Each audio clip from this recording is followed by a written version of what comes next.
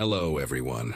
Before we start, make sure to like and subscribe to the channel, and leave a comment with where you're from and what time you're watching. That way, YouTube will keep showing you stories just like this one. Now, let's begin. My neighborhood in suburban Houston has always thrown a block party for New Year's Eve, one of those traditions that started before anyone can remember exactly when. Cypress Glen Drive turns into this makeshift festival every December 31st, with families dragging out folding tables, coolers packed with beer and soda, and someone always hooks up speakers to blast music from their garage. At 34, having lived on this street since my divorce 3 years prior, I had seen my share of these gatherings. Most years they went smoothly enough. Kids running around with sparklers, adults getting progressively louder as midnight approached, the occasional Roman candle lighting up the sky. The party in 2018 started exactly like all the others.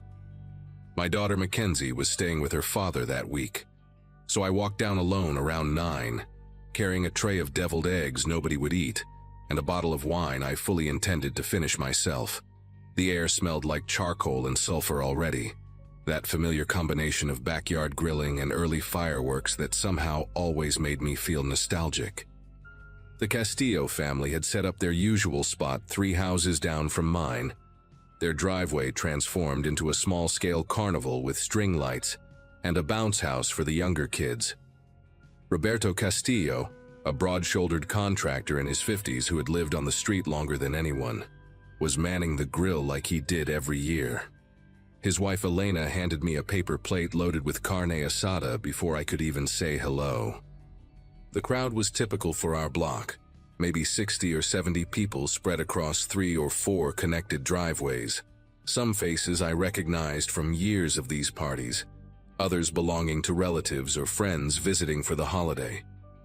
I found a spot near the Nguyens garage where a group of women around my age had gathered with lawn chairs and wine glasses. We talked about nothing important, work complaints, holiday travel disasters, whose kids were doing what. Across the street, I noticed a cluster of younger guys, maybe early 20s, gathered around a pickup truck I did not recognize. They were loud, already drunk from the way they swayed and laughed at everything. One of them kept opening the truck bed and rummaging through something, but from where I sat, I could not see what they had back there. Around 10:30, the fireworks started picking up. Nothing unusual at first. Bottle rockets, sparklers, those little tanks that roll across the pavement shooting sparks. A few of the dads had pooled money for a proper fireworks display, the kind you buy from those pop-up tents along the highway, and they were setting them up in the middle of the cul-de-sac where the pavement widened.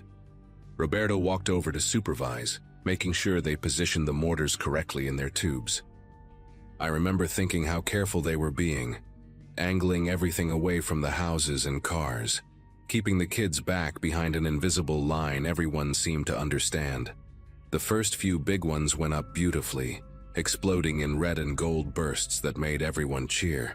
The children screamed with delight, covering their ears between explosions. For maybe 20 minutes, everything was exactly what a neighborhood celebration should be. Loud, joyful, a little chaotic, but in a controlled way. Then I noticed the guys from the pickup truck had started setting off their own fireworks on the opposite end of the street, near where the cul-de-sac narrowed back into a regular road. Their setup was nothing like what the dads had organized. They were lighting things directly off the asphalt, no tubes or stands, just placing them on the ground and running back laughing. The fireworks they had were bigger than anything I had seen at a block party before. These massive cylindrical things that looked industrial, like something you would see at a professional show. One of the women next to me, a nurse named Gloria who lived 2 doors down from me, squinted at them and said something about how those did not look legal. I shrugged it off at the time, figuring young guys always wanted to show off with bigger explosions. The first few they lit went up fine, though they climbed higher and exploded louder than the ones our neighbors were using. Car alarms started going off down the street from the concussive force. Few of the older residents shot annoyed looks in their direction, but nobody said anything. It was New Year's Eve, after all, and everyone was several drinks deep into tolerating things they normally would not. I watched one of them, a skinny guy with a shaved head and a Dallas Cowboys jersey, pull out something from the truck bed that was easily 3 feet tall. Even from 50 yards away, I could tell it was different from the others. It had a wider base and what looked like multiple tubes fused together at odd angles. Roberto must have noticed too, because he started walking toward them, wiping his hands on his jeans like he always did when he was about to handle something unpleasant. I could not hear what he said, but I saw him gesturing at the device, pointing back toward the main group, clearly trying to convince them to move their operation somewhere safer or maybe just stop altogether. The skinny guy in the Cowboys jersey laughed and clapped Roberto on the shoulder like they were old friends, though I knew for certain Roberto had never seen these people before tonight. Another one of them, a heavier guy with a thick beard and a camouflage jacket, stepped between Roberto and the firework and said something that made the whole group crack up. Roberto stood there for a moment, hands on his hips, then shook his head and walked back toward us. When he passed by the Nguyen's driveway, I heard him mutter something in Spanish to Elena, and her face went tight with worry. She started gathering the smaller children, guiding them toward the Castillo's backyard where the bounce house was, away from the street. I should have paid more attention to that. I should have followed her lead. Instead, I stayed in my lawn chair with my wine, watching the countdown on someone's phone screen, listening to the collective excitement building as we approached midnight. The street was packed now, everyone drifting toward the center for the final minute of the year. Kids sat on their fathers' shoulders, couples wrapped arms around each other. Someone had brought out champagne bottles, and I could hear corks popping prematurely, people too eager to wait. The official fireworks crew was preparing their grand finale, a row of 6 mortars lined up in perfect sequence. Across the way, the guys from the pickup were huddled around their massive device, and I saw the flash of a lighter in the darkness. The skinny one was crouched down, doing something to the base of it, and I realized with a sudden clarity that he was not just lighting a fuse, he was adjusting something, tilting the whole apparatus at an angle that pointed not up toward the sky but sideways, almost parallel to the ground. My brain processed this information slowly, sluggishly, dulled by alcohol and the assumption that nobody would be that reckless. The bearded guy was filming on his phone, backing away with that anticipatory grin people get when they know something explosive is about to happen. The countdown reached 10, and everyone around me started chanting. 9, 8, 7. I stood up from my chair, my mouth opening to say something, though I had no idea what. The first projectile launched at the count of 3, and it did not go up. It screamed sideways across the street at chest height, trailing orange sparks and smoke, and slammed into the side of a silver minivan parked in the Nguyen's driveway. The explosion was nothing like the pretty bursts in the sky. It was a violent, concussive crack that rattled windows and set off every car alarm within 100 feet. For a split second, nobody moved. The chanting stopped mid-number, replaced by this horrible ringing silence where everyone's brain tried to catch up with what their eyes had just seen. Then the second tube fired, and this one went lower, skipping off the pavement like a stone on water before detonating against someone's recycling bin and sending shards of blue plastic in every direction. The screaming started then, that primal sound of genuine terror that you never forget once you hear it. People scattered in every direction, stumbling over lawn chairs and coolers, shoving past each other in blind panic. I saw a teenager go down hard, tripped by someone rushing past him, and 2 more people fell over his body before anyone thought to help him up. The third projectile caught a man in the shoulder. I later learned his name was Douglas Park, a retired postal worker who lived at the end of the street, and the impact spun him around like a top before he crumpled to the ground. The device kept firing, one tube after another, each projectile launching at a different angle as if the whole thing had been designed to spray destruction in a wide arc. I do not remember making the decision to run, but suddenly I was moving, crouched low like I had seen people do in movies about war zones, trying to get behind something solid. A rocket whistled past close enough that I felt the heat on my face and smelled burning chemicals. That acrid stench of gunpowder mixed with something sharper, more toxic.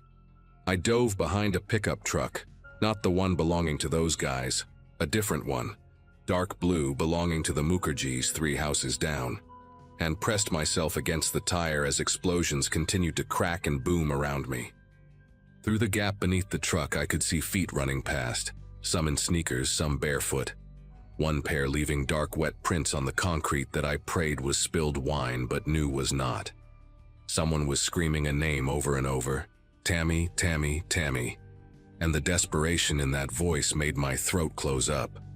I could hear children crying somewhere nearby, that high-pitched wail of terror that bypasses your rational brain and hits something ancient and protective. Glass shattered, a car window or maybe a house window, I could not tell, and someone shouted to call 911, though by then I was certain half the neighborhood was already dialing. The firing stopped as suddenly as it started, maybe 45 seconds total, though it felt like an hour. I stayed pressed against that tire for another minute, afraid to move, listening to the aftermath unfold around me. Car alarms blaring in discordant layers, people sobbing, moaning, calling out for family members. The sharp smell of smoke mixing with the sulfur stench that now seemed poisonous rather than festive. When I finally crawled out from behind the truck, the street looked like footage from a disaster zone. The silver minivan had a hole punched through its sliding door. The metal peeled back like something had bitten through it. Lawn chairs were scattered and overturned, coolers dumped on their sides with ice and cans spilling across driveways. I saw a woman sitting on the curb holding a bloody towel to another woman's head, both of them shaking so hard, the towel kept slipping. Roberto was already at Douglas Park's side, pressing his hands against the man's shoulder while Elena screamed into her phone at a 911 dispatcher. The retired postal worker was conscious but pale, his lips moving without sound, his eyes fixed on the sky like he was watching something the rest of us could not see. A dark stain spread beneath him, soaking into the concrete, and I had to look away before my legs gave out. The guys from the pickup truck were gone. I do not know exactly when they left, during the chaos or immediately after, but when I looked toward where they had been standing, the space was empty. Tire marks on the grass showed where they had peeled out, cutting across the Hoffman's lawn to avoid the crowd blocking the street. Someone said they saw the truck heading toward the highway, but in the darkness and confusion, nobody had thought to get a license plate. The device they left behind was still smoking. This twisted metal thing that looked like it had been welded together in someone's garage, amateur and malicious. Later, the police would tell us it was a homemade multi-shot mortar, modified to fire horizontally rather than vertically, the kind of thing people built to cause maximum damage. They found traces of accelerant packed around the charges, designed to make the explosions bigger, hotter, more destructive. These were not idiots who made a mistake.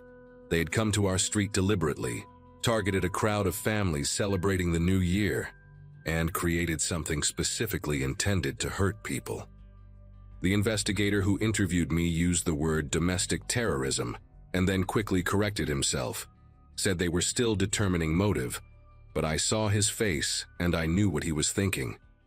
7 people went to the hospital that night. Douglas Park was the worst. He lost partial use of his left arm and spent 3 weeks in recovery before he could come home. A 14-year-old girl named Avery suffered burns on her legs from a projectile that detonated near her feet. The woman I saw on the curb with the head wound needed 12 stitches. Others had cuts from flying debris, bruises from falling or being trampled. One man broke his wrist trying to shield his daughter from the chaos. The physical injuries healed more or less over the following months. What did not heal was the feeling of safety that our street had always provided. The Castillos stopped hosting the block party after that year, and nobody blamed them. Several families put their houses on the market by spring, including the Nguyens, whose minivan had been totaled and whose youngest son started having nightmares so severe they had to put him in therapy. I thought about leaving too, scrolled through real estate listings late at night when I could not sleep. Imagined starting over somewhere without memories of smoke and screaming embedded in every corner. But I had lived on Cypress Glen Drive for 6 years by then, and something stubborn in me refused to let strangers with a homemade bomb take that away from me. They never caught the guys who did it. The police followed leads for months. Surveillance footage from a gas station showed the pickup truck, but the plates were obscured with mud, probably intentionally. Someone on a neighborhood app claimed to recognize the skinny guy in the Cowboys jersey. Said he was a friend of a friend from a town 40 miles west, but it never led anywhere concrete. The working theory was that they had chosen our street randomly, just a target of opportunity. A crowd of people gathered in one place where they could test their creation and disappear into the new year. Maybe they wanted to see what their device could do. Maybe they hated something about our neighborhood, our families, our celebration. Maybe they were just the kind of people who find pleasure in chaos and suffering, and happened to pick us that night. I still do not know, and 6 years later, I have accepted that I probably never will. What I do know is that I flinch at every firework now, even the small ones, even the legal sparklers my daughter waves around on the 4th of July. I know that Roberto Castillo still walks with a slight limp from where he twisted his knee running toward Douglas Park that night. I know that somewhere out there, 3 or 4 young men are living their lives, maybe telling the story at parties like it was some wild adventure, never once thinking about the 14-year-old girl with scars on her legs, or the little boy who cannot sleep without a light on. And I know that every December 31st when midnight approaches and the sky starts to light up, I am inside my house with the curtains drawn, waiting for the new year to begin in silence.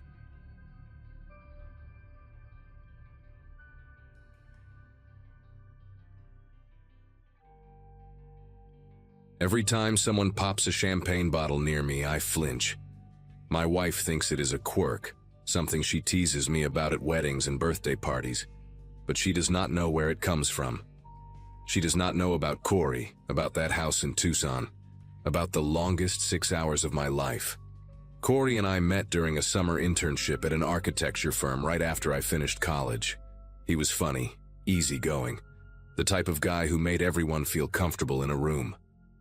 We stayed in touch over the years, grabbing beers when our schedules aligned, texting each other memes at 2 in the morning.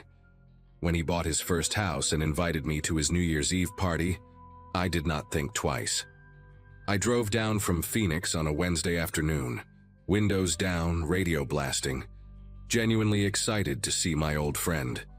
If someone had told me what was waiting at the end of that night, I would have turned my car around and never looked back. The party started around 9, and by 10 the house was packed with people I had never met. Corey introduced me to a few of his co-workers, a couple of neighbors, and his girlfriend Vivian, a soft-spoken woman with kind eyes who worked as a nurse. The living room smelled like cinnamon candles and cheap beer, and someone had taped a hand-drawn banner above the television that read, "New Year, New Us," in glittery letters. I spent most of the night hovering near the snack table, making small talk with strangers, and watching the clock inch toward midnight. When the countdown finally hit 0, everyone cheered and hugged. And I remember thinking this was exactly the kind of night I needed. Simple, warm, surrounded by good energy. By 1 in the morning, most guests had called their Ubers. By 2:30, only 3 of us remained. Me, Corey, and a guy named Trent, who passed out on the couch with his shoes still on. Vivian kissed Corey goodbye around that time, saying she had to be at the hospital by 6. I told Corey I would help him clean up before heading to my hotel. He thanked me, handed me a garbage bag, and locked the front door behind Vivian. I did not think anything of it at the time. We worked in comfortable silence for a while, tossing cups and napkins into trash bags, wiping down the kitchen counter, stacking dirty plates in the sink. Trent was snoring on the couch, dead to the world, and Corey joked that we should draw something on his face with a marker. I laughed and told him that was cruel, and he shrugged with that familiar grin of his. Around 3:30, I started feeling the exhaustion hit me. My eyes were heavy, my legs ached from standing all night, and the alcohol had worn off enough that I just wanted to crash at my hotel. I told Corey I was going to head out, that we had made good progress and he could finish the rest in the morning. He was in the kitchen at the time, his back to me, rinsing a glass under the faucet. He did not respond right away. The water kept running, and I stood there waiting, thinking maybe he had not heard me. Then he turned off the faucet, set the glass down slowly, and turned to face me with an expression I had never seen on him before. His eyes were flat, empty, like someone had switched off a light behind them. He asked me why I was in such a hurry to leave. His voice was calm, but there was something underneath it, something tight and coiled. I told him I was just tired, that I had a long drive back to Phoenix in the morning and wanted to get some sleep. He nodded slowly, wiping his hands on a dish towel, but he did not move from where he was standing. The kitchen suddenly felt smaller than it had all night. He asked me if I remembered a party we went to back in college, some house party near campus where a bunch of us got too drunk and made fools of ourselves. I said yeah, vaguely, not really sure where he was going with this. He told me that night had changed everything for him, that something happened and I was part of it. I had no idea what he was talking about. I told him I did not remember anything unusual, that it was just another college party. He stared at me for a long moment, then let out this short, bitter laugh that made the hair on my arms stand up. He said I was lying. He said I had always been a liar. I tried to keep my voice steady, told him I genuinely had no clue what he was referring to, that maybe he was confusing me with someone else or misremembering something. He shook his head, slow and deliberate, like a teacher disappointed in a student who keeps giving the wrong answer. He said he had been waiting years to have this conversation, that he had replayed that night in his head 1,000 times, and he knew exactly what happened. According to him, I had humiliated him in front of a girl he liked, said something cruel that made her laugh at him, and ruined his chance with her forever. I racked my brain trying to recall anything like that, any moment where I might have crossed a line, but I came up empty. College was a blur of classes and parties and late nights. I could barely remember what I ate for dinner last week, let alone some random interaction from over a decade ago. I told him that even if something like that did happen, I was sorry, that I never meant to hurt him. He tilted his head slightly, studying my face like he was searching for something. Then he told me my apology meant nothing. That sorry was just a word people used when they got caught. I glanced toward the living room, hoping Trent might have woken up, but he was still sprawled on the couch, dead asleep. The house was silent except for the hum of the refrigerator and the occasional creak of the walls settling in the cold desert night. I told Corey I was going to leave, that we could talk about this some other time when we were both rested and sober. I took a step toward the front door and he moved with me, positioning himself between me and the hallway. It was subtle, almost casual, but deliberate enough that I noticed. My keys were in my jacket pocket, and my jacket was hanging on a hook by the front door, behind him. He asked me where I thought I was going. His tone had shifted again, lighter now, almost playful, but there was no warmth in it. I told him I was leaving, that this conversation was getting weird, and I did not want to say something I would regret. He smiled then, but it was the kind of smile that does not reach the eyes, the kind that makes you realize you have been reading someone wrong for a very long time. He told me to sit down, that we were not finished talking. I said no. I said I was done with this conversation and I started walking toward the hallway anyway. He grabbed my arm, not hard but firm enough to stop me in my tracks. His grip was steady, controlled, like he had practiced this moment. I pulled away and told him not to touch me, and something flickered across his face, a flash of anger that disappeared as quickly as it came. He raised both hands in mock surrender, took a step back, and told me I was free to leave whenever I wanted. But then he added that it would be a shame if something happened to my car. I asked him what that meant. He shrugged and said the neighborhood could be rough at night, that people got their tires slashed all the time, windows smashed, that kind of thing. He said it so casually, like he was commenting on the weather. I realized then that this was not a drunk friend being emotional. This was something else entirely. He had planned this, waited for the house to empty, waited for Vivian to leave, waited until it was just the two of us and a guy unconscious on the couch who would not wake up if the ceiling collapsed. I tried to stay calm, tried to think clearly. My phone was in my back pocket and I considered calling someone, but who would I call at 4 in the morning? The police? And tell them what? That my friend was being weird and would not let me leave? I did not even know if that was a crime. Corey watched me like he could see the calculations running through my head, and he seemed amused by it. He walked past me into the living room, stepping over Trent's legs, and sat down in an armchair facing the front door. He picked up a half-empty bottle of whiskey from the coffee table and took a long sip, never breaking eye contact with me. He told me to relax, that I was acting like he was some kind of monster. He said all he wanted was for me to admit what I did, to acknowledge the pain I caused him, and then I could go.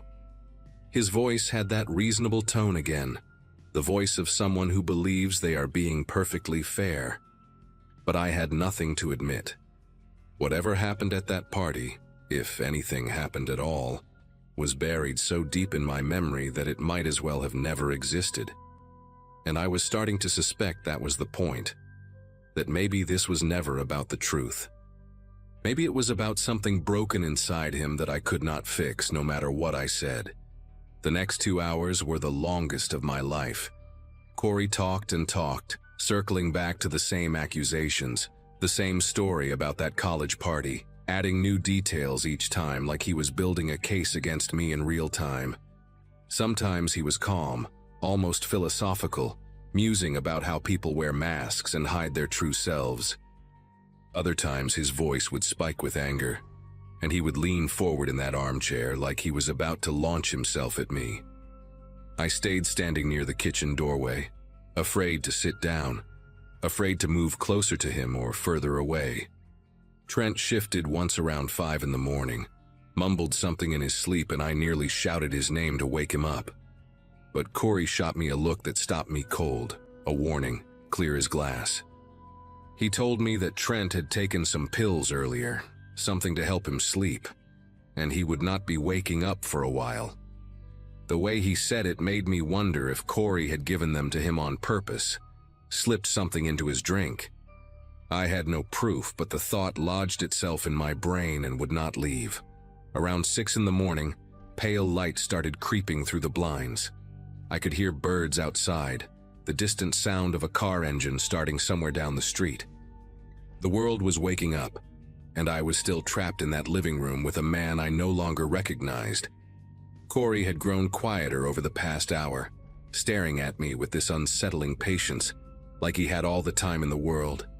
I told him that people would start wondering where I was, that I was supposed to check out of my hotel by 11, that my girlfriend expected me to call her in the morning. He asked me if I was threatening him. I said no, I was just stating facts. He stood up slowly, set the whiskey bottle down on the coffee table, and walked toward me. My whole body tensed. He stopped about 2 feet away, close enough that I could smell the alcohol on his breath, and he told me that I had ruined his life once before, and he was not going to let me do it again. His voice cracked when he said it, and for a split second I saw something underneath all that anger, something raw, something wounded, but I could not afford to feel sorry for him. Not when he was standing between me and the door, not when I did not know what he was capable of doing next. What saved me was Trent. At around 6:30, he finally stirred on the couch, groaning and rubbing his eyes like a man clawing his way out of a coma. Corey turned his head toward the sound just for a second, and in that moment I made my decision. I moved fast, faster than I knew I could, shoving past him and grabbing my jacket from the hook by the door. My keys jangled in the pocket as I fumbled with the deadbolt, my fingers clumsy with adrenaline. Corey shouted something behind me, but I did not stop to listen. I yanked the door open and stumbled into the cold morning air, the desert sunrise painting the sky in shades of orange and pink. I ran to my car parked on the street, got in, locked the doors, and started the engine. My heart was pounding so hard I could feel it in my throat.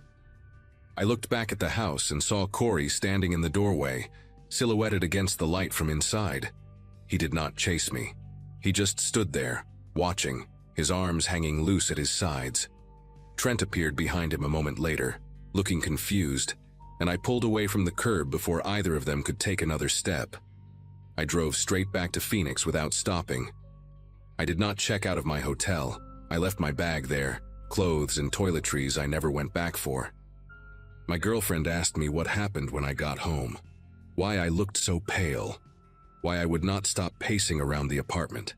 I told her some of it, not all of it, because I did not know how to explain the parts that did not make sense even to me. I blocked Corey's number that same day.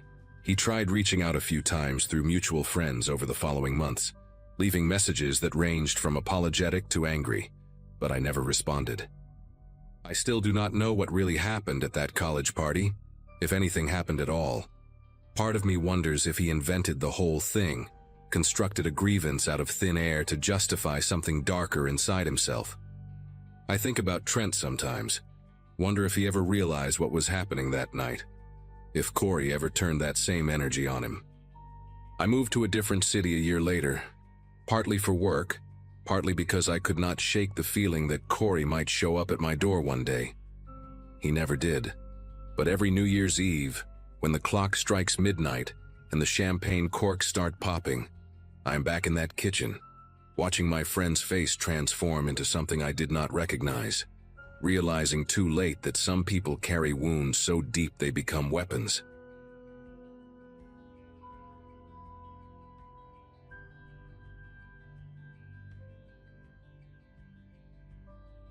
My cousin Brennan threw the party that ruined everything. December 31st, 2023, at his place in Fairview Heights, Illinois, one of those suburban houses with the finished basement and the big backyard. He had just turned 40 and was going through some midlife crisis thing, wanting to prove he could still throw a rager like we did back in college. I graduated in 2015, so I was at that age where house parties felt kind of juvenile, but Brennan insisted. He posted the invite on 3 different social media platforms, which was the first mistake. The more the merrier, he kept saying when I told him that was a bad idea. By 10 that night, there were already over 100 people crammed into that house, and I swear I recognized maybe 20 of them. The music was so loud you could feel it in your chest from the driveway, and cars were parked all the way down Crescent Road, blocking driveways and fire hydrants. I remember standing in the kitchen around 11, nursing a beer I had been holding for an hour, watching strangers flow through the back door like it was some kind of nightclub. My girlfriend Paige was somewhere in the living room talking to her co-workers, and I kept checking my phone, already thinking about how we could slip out right after midnight without Brennan guilt-tripping me. The vibe was weird, you know. Not bad exactly, but there was this energy that made me uncomfortable. Too many people I did not know. Too many faces that seemed to be scanning the room rather than enjoying themselves. I noticed this one group near the sliding glass door. 4 guys, maybe 5, standing in a tight circle and not really talking to anyone else. They were dressed nice enough, but something about the way they watched the crowd made my neck tense up. I told myself I was being paranoid. It was New Year's Eve. People invite their friends. Those friends invite other friends. That is how these things work. Around 11:30, I went looking for Paige because I wanted to make sure we were together for the countdown. The house was packed to the point where moving from room to room felt like pushing through a concert crowd. I found her in the living room, but she was deep in conversation with some woman I had never seen before, so I just waved and pointed toward the kitchen to let her know where I would be. On my way back, I passed the front door and saw more people coming in. A steady stream of them, actually.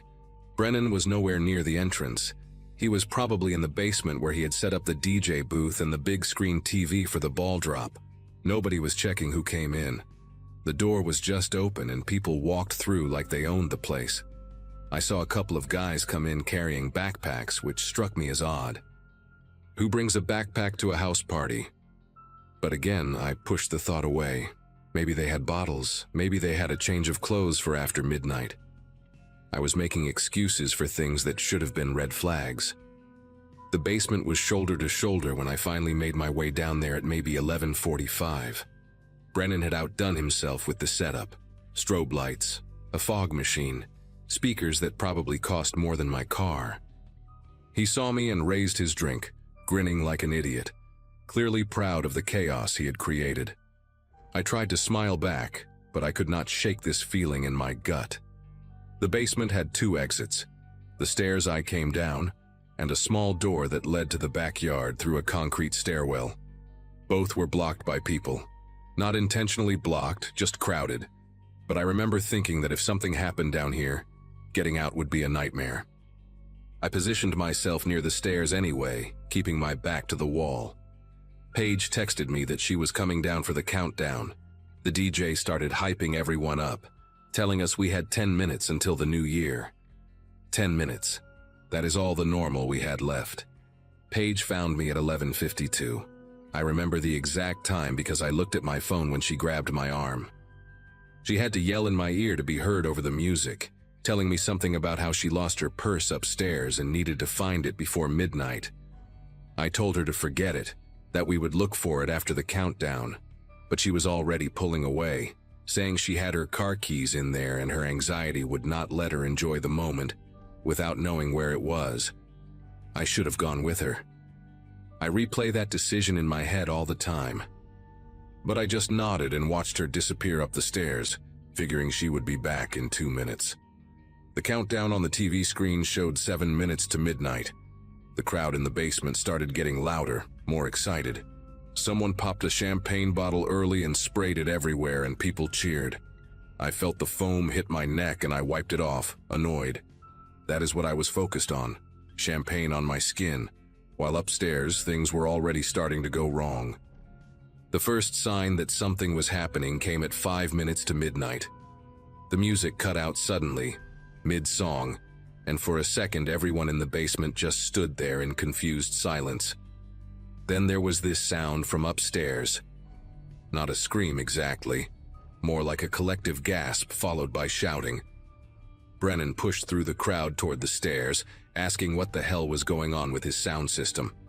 I followed him because I had this sudden, desperate need to find Paige. We got to the bottom of the stairs and there was already a bottleneck of people trying to go up, but also people trying to come down, their faces pale and panicked. Someone was yelling about a gun. I heard the word, and my brain refused to process it at first. A gun. At Brennan's stupid house party, a woman came down the stairs with blood on her forehead. Not a lot, but enough to see, and she was crying and saying they hit her. They just hit her with something. Brennan grabbed her shoulders and asked, Who hit you? But she just kept shaking her head and trying to push past us toward the back exit. I pushed up the stairs against the flow of people. I did not care about anything except finding Paige. The living room was pure chaos when I got there. People were scrambling toward the front door and the back door, knocking over furniture, stepping on each other. I saw one of the guys from that group I had noticed earlier, the ones who had been watching the crowd, and he was standing in the middle of the room holding a black pistol, pointing it at the ceiling. He was not yelling or making threats. He was just standing there, calm, like he was waiting for the panic to do his work for him. 2 other guys were moving through the crowd, grabbing purses, yanking chains off necks, pulling wallets out of back pockets.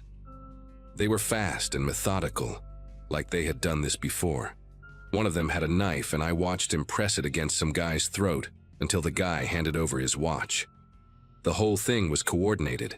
They knew exactly what they were doing. And there were more of them. I could hear shouting from the kitchen, from the hallway upstairs. This was not some random robbery. They had planned this. I found Paige in the corner of the dining room, crouched behind an overturned table with 2 other women. She was shaking so hard I could see it from across the room. I ran to her and grabbed her hand, pulling her toward the back of the house. One of the attackers saw us moving and shouted something, but there were too many people between us and him. We made it to the laundry room, which had a small window that led to the side yard. I had been to Brennan's house enough times to know this layout. The window was small, maybe 2 feet by 2 feet. But Paige was tiny and I was desperate. I boosted her up and she squeezed through, scraping her arms on the frame. I could hear footsteps behind me, heavy and fast. I tried to pull myself up, but my foot slipped on the washing machine. Paige was outside, reaching back through the window, grabbing at my shirt. I finally got enough leverage to haul myself through just as someone entered the laundry room. I fell into the bushes outside, landed on my shoulder hard enough to bruise, and then we were running. We ran between houses, through backyards, until we could not hear the screaming anymore. We ended up hiding behind a shed 3 blocks away, both of us gasping for air, Paige crying quietly into my chest. I had left my phone in the basement. She had lost her purse, remember? With her phone in it. We had nothing. I could hear fireworks going off in the distance. It was midnight, the new year had officially started, and somewhere people were celebrating while we crouched in the frozen grass trying not to make a sound. After a few minutes, I worked up the courage to peek around the shed toward the street. I could see flashing lights far away, red and blue, and I knew someone had called the police.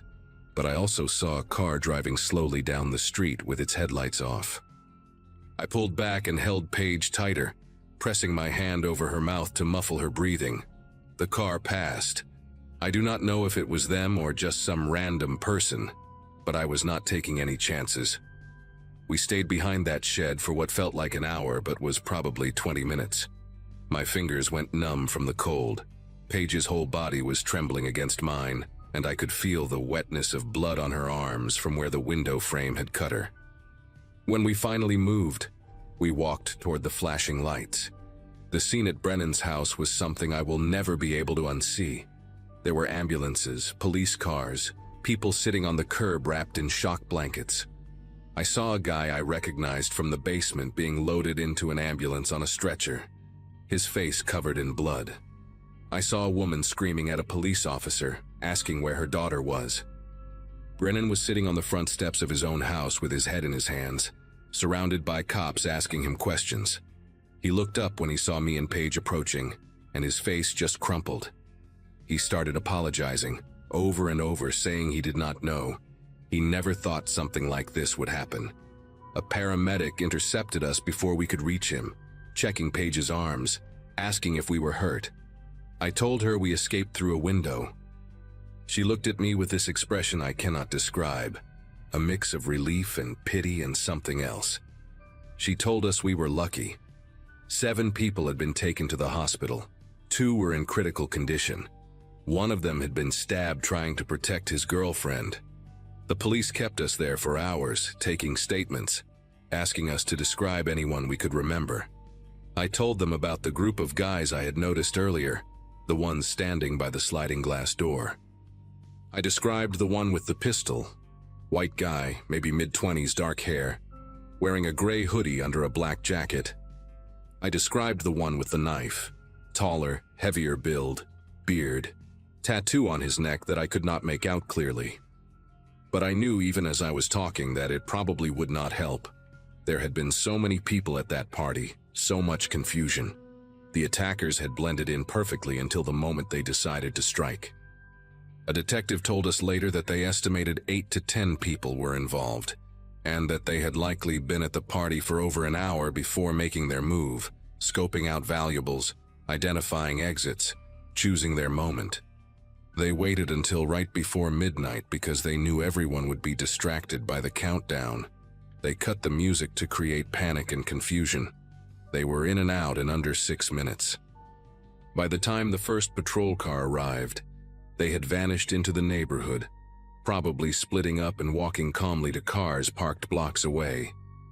The detective said they had seen this type of thing before, organized crews that target large parties, especially around holidays when houses are full of drunk people with expensive jewelry and cash. He said they would do their best, but the reality was that these cases rarely got solved. It has been over a year now. Nobody was ever arrested. The guy who got stabbed survived but lost partial use of his left hand. Brennan sold the house 6 months later and moved to Arizona. He does not throw parties anymore. He barely talks to anyone from that night. Paige and I are still together. but she has not been to a house party since. Neither have I. We spent this past New Year's Eve at home, just the two of us, doors locked, curtains drawn, watching the ball drop on TV with the volume low. When midnight hit, I held her hand and we just sat there in silence. No champagne, no celebration. I keep thinking about those guys, whoever they were, and how they are probably still out there doing the same thing to other people. I think about how easily it could have been worse.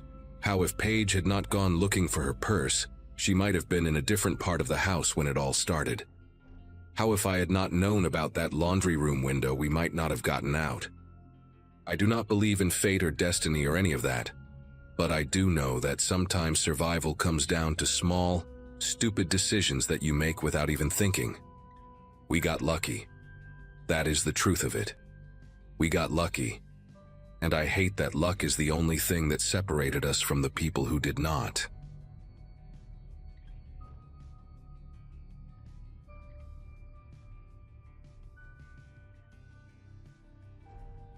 New Year's Eve has always been my favorite holiday. Not for the champagne or the countdown, but for that electric feeling in the air when thousands of strangers gather in one place, all sharing the same anticipation. In 2017, I had just finished my nursing degree at a community college in Wilmington, North Carolina, and my roommate Sienna convinced me we needed to celebrate properly. She had read about this waterfront event down by the Cape Fear River, where they set off fireworks right over the water, and the reflection supposedly made it look like the sky was exploding twice. We arrived around 9 that night, bundled in our thickest coats because the temperature had dropped to something brutal. The kind of cold that makes your lungs ache when you breathe too deep. The crowd was already packed tight along the riverfront, families with kids on their shoulders, couples wrapped around each other, groups of college students passing thermoses back and forth. We found a decent spot near a row of food vendors, close enough to see the barge where they would launch the fireworks, but far enough from the main stage that we could actually hear each other talk. Sienna had brought a small folding blanket, and we stood on it to keep our feet off the frozen ground, stamping in place every few minutes to keep the blood flowing. The atmosphere was incredible. All those Christmas lights still strung up along the waterfront businesses, the smell of funnel cake and hot chocolate mixing with the salty river air. I remember feeling genuinely happy that night, like everything in my life was finally clicking into place. I had a job interview lined up at a hospital for the following week. My student loans were manageable, and I was surrounded by what felt like pure celebration. Around 11, my bladder started protesting all the hot cider I had been drinking, and the nearest porta potties had lines that snaked halfway down the block. Sienna pointed toward a path that led away from the main crowd, toward some older buildings near the historic district. She said she had seen people walking that way earlier, probably toward some restaurant bathrooms. I told her I would be back in 15 minutes, 20 tops. The path was paved but narrow, cutting between 2 brick warehouses that had been converted into boutique shops, all closed for the holiday. The noise from the crowd faded faster than I expected, replaced by that hollow quiet you get in empty commercial areas at night. A few streetlights dotted the way, but they were the old kind, casting weak yellow circles that barely touched the ground between them. I passed a couple heading back toward the waterfront, the woman laughing at something on her phone, and that made me feel better about my decision to walk this way.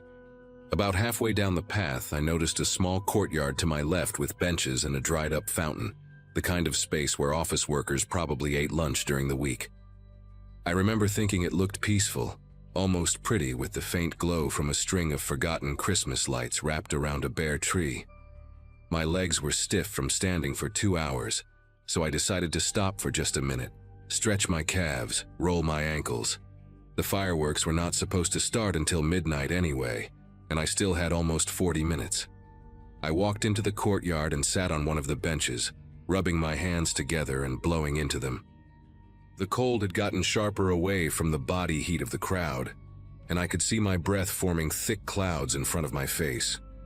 I pulled out my phone to text Sienna that I might be a few extra minutes, and that was when I first heard the footsteps. They were slow and deliberate, the sound of hard-soled shoes on brick coming from somewhere behind me. I turned around but did not see anyone, just the dark mouth of an alley between two buildings that I had not noticed before. I figured it was probably someone else looking for a bathroom or a quiet spot, maybe someone who had drunk too much and needed to clear their head. I went back to typing my message, but my thumbs had gotten clumsy from the cold, and I kept hitting the wrong letters. The footsteps stopped. I did not think much of it at the time, just assumed whoever it was had found where they were going. But something made me look up again, some instinct I cannot really explain, and that was when I saw him standing at the edge of the courtyard, maybe 30 feet away, just outside the reach of the Christmas lights. He was tall, wearing a dark jacket with the hood pulled up, and he was completely still. Not walking, not looking at his phone, not doing any of the things a normal person does when they stop somewhere. Just standing there, facing my direction. I told myself he was probably waiting for someone, maybe texting with his head down in a way I could not see from this angle. I stood up from the bench, brushing off my coat like I had somewhere to be, and started walking back toward the path that led to the waterfront. I did not run because I felt stupid, like I was being paranoid, like I was one of those women who crosses the street when she sees a man walking behind her, and then feels embarrassed when he turns out to be heading somewhere completely innocent.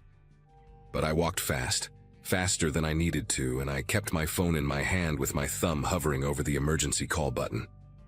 I reached the path and turned right, back toward the noise and the lights and the thousands of people who had no idea I existed. I let out a breath I did not realize I had been holding, and then I heard the footsteps again, closer this time, matching my pace.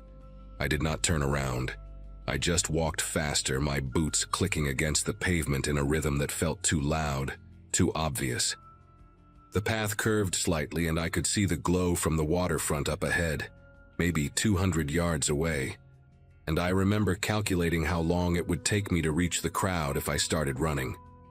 20 seconds, maybe 30. The footsteps behind me sped up. I want to be clear about something here because people always ask me this part. I did not scream. I did not yell for help. I did not do any of the things you see in movies or think you would do if you were ever in that situation. I just kept walking, my heart slamming against my ribs so hard I could feel it in my throat, telling myself that I was overreacting, that this was all in my head, that in 2 minutes I would be back with Sienna, and we would laugh about how I got spooked by some random guy who was probably just walking the same direction. The distance between us was closing. I could hear his breathing now, heavy and deliberate, and I could smell something sharp and chemical, like rubbing alcohol or hand sanitizer. I was maybe 100 yards from the crowd when he grabbed me. His hand clamped over my mouth before I could make a sound, and his other arm wrapped around my waist, lifting me off the ground like I weighed nothing. He dragged me sideways, off the path and into a narrow gap between two buildings that I had not even noticed was there. The whole thing happened in maybe 3 seconds. I tried to bite his hand, but he was wearing thick gloves, some kind of leather or synthetic material that tasted like gasoline and dirt. I kicked backward, trying to connect with his shins or his knees, but he just squeezed tighter until I could barely breathe. He threw me against a brick wall and I felt the back of my head crack against it. Not hard enough to knock me out, but hard enough that my vision went white for a second and my legs turned to water. When I could see again, he was standing in front of me, blocking the only way out. The gap between the buildings was barely wide enough for 2 people to stand side by side, and it was so dark I could only see the outline of his shape against the faint light from the path. He had something in his hand, something metallic that caught the light when he moved. I opened my mouth to scream and he hit me across the face with it, a short, brutal swing that split my lip open and sent blood spraying across my coat. The pain was extraordinary, like nothing I had ever experienced. My whole face felt like it was on fire and I could taste copper flooding my mouth, warm and thick and wrong. He hit me again, this time in the stomach, and I doubled over and fell to my knees on the frozen ground. I remember the cold seeping through my jeans, Remember thinking how strange it was that I could feel something so small when everything else hurt so much. He grabbed a fistful of my hair and yanked my head back, and that was when I finally saw his face. He had pulled his hood down, maybe because he wanted me to see him, or maybe because it had slipped during the struggle. He looked ordinary. That was the thing that struck me most. Brown hair cut short, clean-shaven, maybe in his 40s. He could have been a neighbor, a co-worker, someone you pass in the grocery store without a second glance. His eyes were completely calm, like he was doing something routine, something he had done before. He leaned close to my ear and whispered something I will never repeat, something so vile and specific that I knew in that moment he had been watching me, that this was not random, that he had chosen me out of that entire crowd and followed me and waited for his chance. I do not know what would have happened next if the fireworks had not started. The first explosion lit up the sky, and for a split second the alley was bright as daylight. Bright enough that I could see every detail of his face. The small scar above his left eyebrow. The way his nostrils flared when he breathed. The sound was deafening. A deep boom that echoed off the brick walls and seemed to shake the ground beneath us. He flinched, just barely, his grip on my hair loosening for half a second. That was all I needed. I lunged forward and sank my teeth into his forearm, biting down as hard as I could through the fabric of his jacket, until I felt something give. He screamed, this high-pitched animal sound that did not match his calm face at all, and he shoved me backward. I hit the wall again, but this time I was ready for it, bracing myself with my hands. More fireworks exploded overhead, red and gold and white, and I could hear the crowd cheering in the distance, all those happy people with no idea what was happening just 200 yards away. I screamed then, finally, screamed louder than I have ever screamed in my life, a raw, tearing sound that ripped out of my throat and mixed with the explosions above us. He ran. I saw him turn and disappear down the alley, moving fast, his footsteps fading into the noise of the celebration. I tried to stand, but my legs would not cooperate, so I crawled instead, dragging myself toward the light at the end of the gap between the buildings.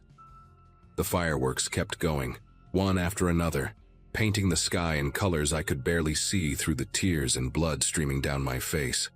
I made it to the path and collapsed there, half on the pavement and half on a patch of dead grass.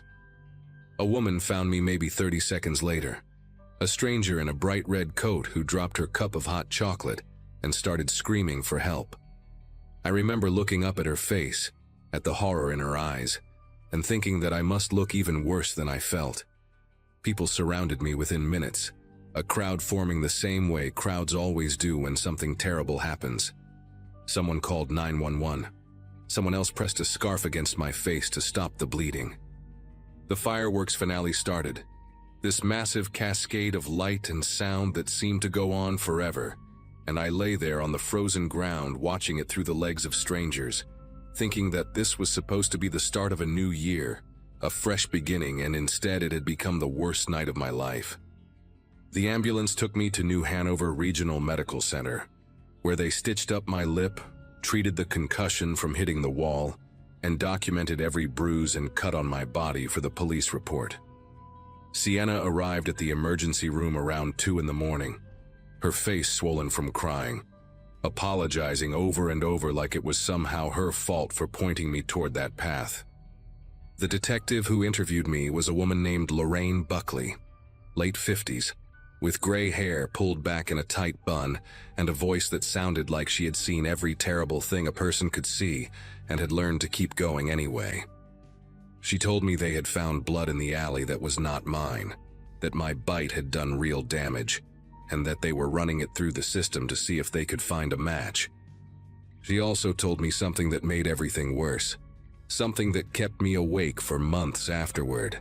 Security cameras from one of the waterfront businesses had captured footage of a man matching my description walking through the crowd earlier that night, stopping near groups of women, watching them, moving on when they stayed together or rejoined their friends.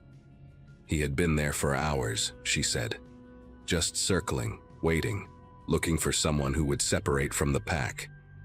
I was not his first choice. I was just the one who gave him an opportunity. They caught him 11 days later.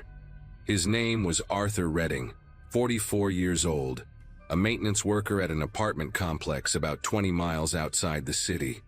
The DNA from the blood matched a sample in the database from an assault charge that had been plea bargained down to a misdemeanor 8 years earlier. When they searched his apartment, they found photographs of dozens of women, all taken without their knowledge at public events, concerts, festivals, parades. Some of the photos had circles drawn around certain faces, notes scrawled in the margins that the detective would not describe to me. I was in there. 3 different shots from that night. One of them taken while I was standing with Sienna near the food vendors, laughing at something on her phone. He had been watching me for at least 2 hours before I walked down that path. The trial took almost a year, and I had to testify. Had to sit in that courtroom and describe every detail while he watched me from the defense table with those same calm eyes. He got 18 years. I got a scar on my lip that pulls slightly when I smile.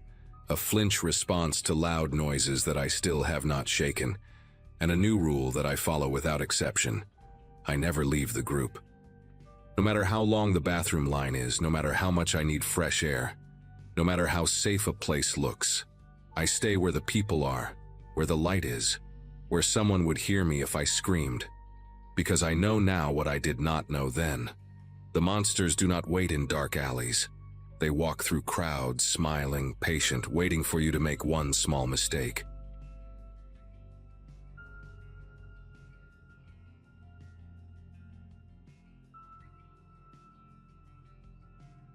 Tessa throws the same party every year on December 31st, and I have never missed one since we became friends after college. Her apartment in Austin is small but cozy, and she always manages to pack about 40 people into a space meant for maybe 15. I got there around 8 that night, parked my car a few blocks away on a side street, and made my way through the crowd of familiar faces. Most of these people I only see once or twice a year, but there is something nice about that, like checking in on different chapters of your life. Around 11, I found myself near the kitchen talking to Craig. We had been seeing each other casually for about 6 weeks. Nothing too serious, just dinners and late-night texts and one weekend trip to San Antonio back in early December. Tessa had introduced us at a happy hour in November. He worked in real estate, had a golden retriever named Buster, and always smelled like cedar and clean laundry. Normal guy. The kind of guy your friends approve of. At least that is what I thought. The countdown happened. Everyone screamed and kissed and spilled champagne on the floor. I had maybe 3 glasses of wine spread across 4 hours, so I was perfectly fine to drive. But Craig offered me a ride anyway. He said my car would be safe on the street overnight, and he could pick me up in the morning to grab it before breakfast. It made sense. His place was only about 10 minutes from mine, and we had already been talking about getting pancakes the next day. I said yes without hesitation. That is the part that haunts me now. How easy it was to say yes to someone I thought I knew, someone my own friends had vouched for. We left Tessa's place around 12:30, and I remember her standing in the doorway waving goodbye, yelling something about brunch plans for the weekend. I waved back and smiled. I had no idea that would be the last normal moment of my entire night. Craig drove a dark blue Ford pickup, the kind with the extended cab and leather seats. I climbed into the passenger side and buckled my seatbelt while he fiddled with the radio, settling on some late-night country station playing old songs I half recognized. The first few minutes felt completely normal. We talked about the party, laughed about how drunk Tessa's neighbor had gotten, made plans for what time he would pick me up for breakfast. I live in a neighborhood called Barton Hills, about 20 minutes south of where Tessa's apartment is. The route is simple. You take Lamar Boulevard down, hang a left on Barton Springs Road, then wind through a few residential streets until you hit my place. I have made that drive 100 times. So when Craig turned right instead of left at the first major intersection, I figured he was just taking a different way, maybe avoiding traffic from all the parties letting out. I mentioned it casually, Said something like, "Hey, my place is the other direction," and he just nodded and said he knew a shortcut. 5 minutes passed and we were heading north, away from my neighborhood, deeper into parts of Austin I did not recognize at that hour. The streets were darker here, more industrial, with warehouses and empty lots instead of houses and apartment buildings. I asked him again where we were going, and this time my voice came out a little sharper than I intended. He glanced at me with this calm expression, almost amused, and told me to relax. Said he just wanted to drive around a bit, enjoy the night, maybe find a spot to watch the fireworks that were still going off in the distance. I told him I was tired and just wanted to go home. He did not respond. He just kept driving, one hand on the wheel, eyes fixed on the road ahead. That was the first moment I felt something shift inside my chest. Not panic yet, but the beginning of it. Like a door creaking open in a dark room. I pulled out my phone to check the map, to see exactly where we were, and Craig reached over and put his hand on my wrist. Not hard, not violent, just firm enough to stop me. He said I did not need to do that he knew where he was going, and his voice had this edge to it that I had never heard before. I pulled my arm back and he let go, but something in his face had changed. The easy smile was gone. His jaw was tight and his eyes stayed locked on the road. I told myself to stay calm, to not escalate things, to just talk my way through this. I asked him if everything was okay, if something was wrong, trying to sound casual even though my heart was beating so hard I could feel it in my throat. He said everything was fine. He said he just wanted to spend more time with me. He said he felt like I had been distant lately, like I was pulling away, and he wanted to talk about it. The thing is, we had only been seeing each other for 6 weeks. There was nothing to pull away from. We were barely anything at all.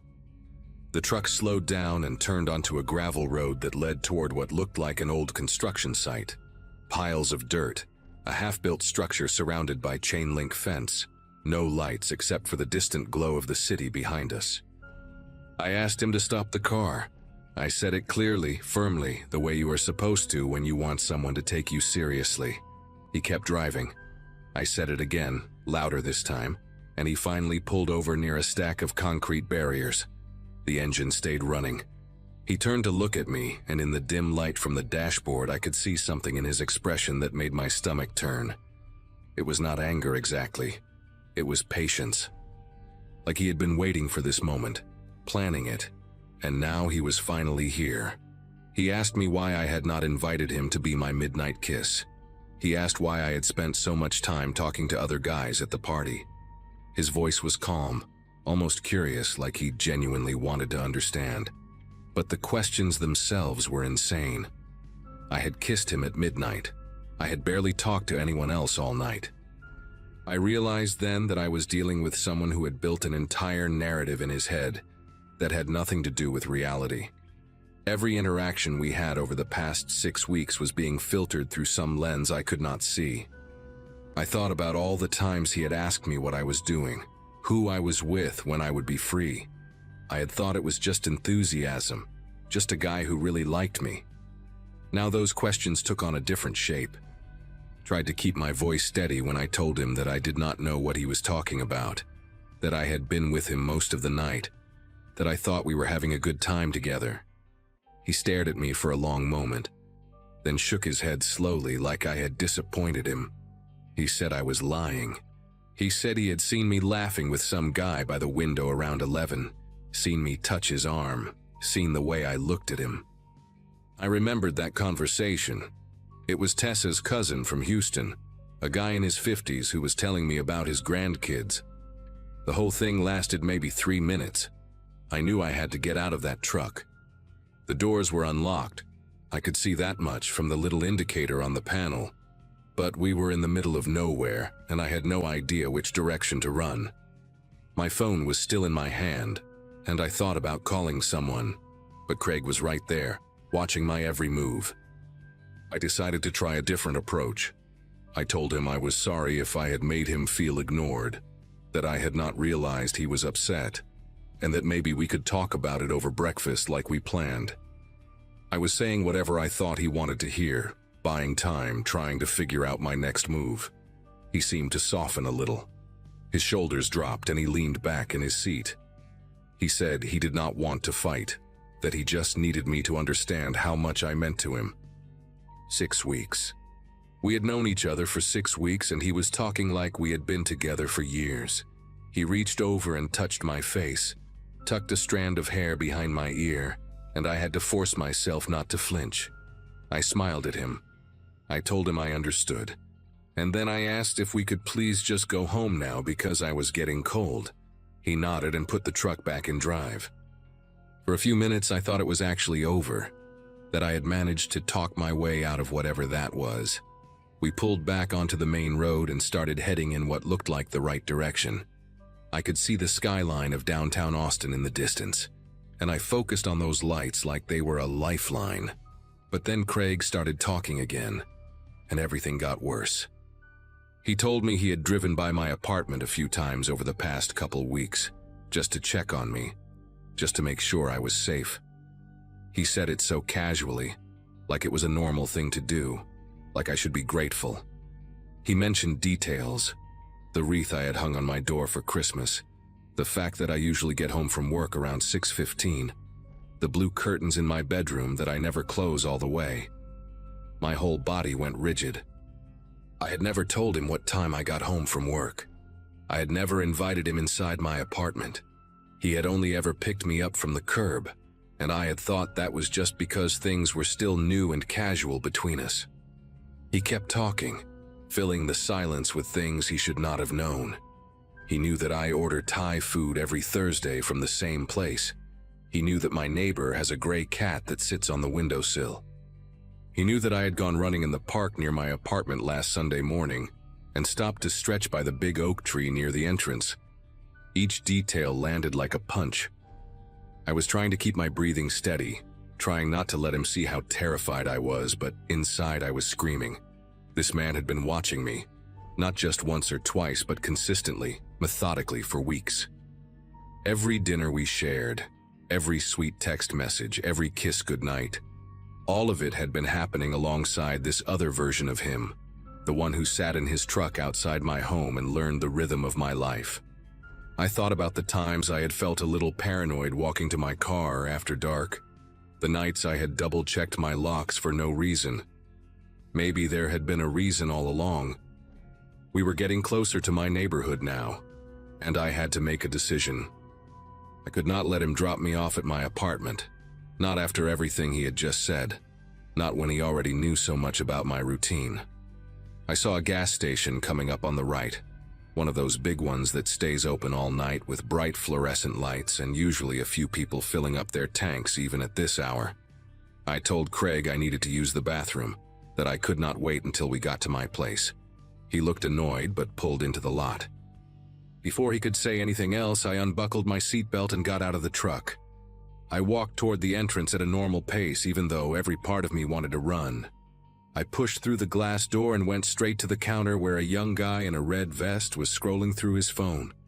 I told him I needed help, that the man in the truck outside had been following me for weeks, that I was scared and needed to call someone. He looked confused at first, glanced out the window at Craig's truck idling by the pumps, then back at me. I must have looked terrified because his whole demeanor changed. He told me to go wait in the back near the storage room and handed me his phone to call the police. I stayed in that gas station for almost 2 hours. The cops came and took my statement, asked me a lot of questions about Craig, about our relationship, about what he had said in the truck.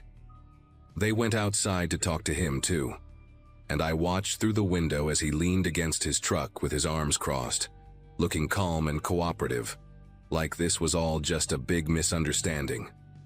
One of the officers came back inside and told me that Craig had agreed to leave and that they would follow him to make sure he went home. They offered to drive me to my apartment, but I called Tessa instead, and she came to pick me up. I did not sleep that night. I sat on her couch with all the lights on, replaying every conversation I had ever had with Craig, trying to figure out what I had missed. The police said there was not much they could do unless he tried to contact me again, or showed up at my place. He never did. I moved out of that apartment 2 weeks later, changed my phone number, deleted all my social media, I still do not know why he stopped. Maybe the police visit scared him. Maybe he found someone else to watch. Sometimes I wonder if he is out there right now, parked on some dark street, learning the patterns of another woman who thinks she found a nice, normal guy through friends. That is the part that keeps me awake, knowing that it could happen again to someone else, and she would have no idea until it was too late.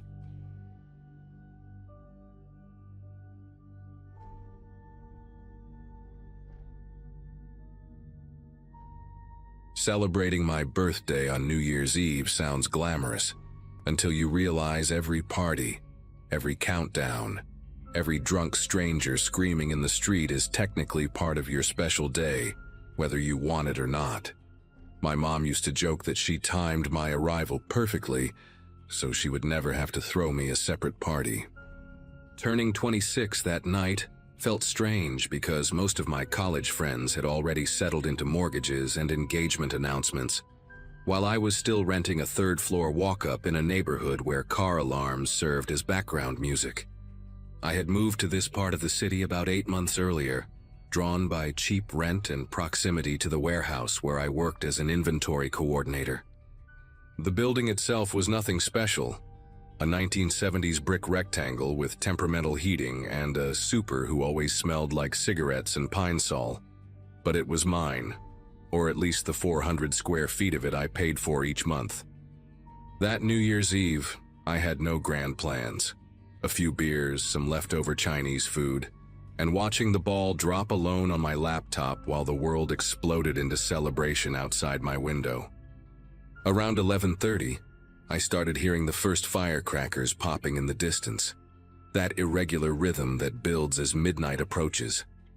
My neighbors upstairs were having a party, and the bass from their speakers vibrated through my ceiling in waves I could feel in my chest.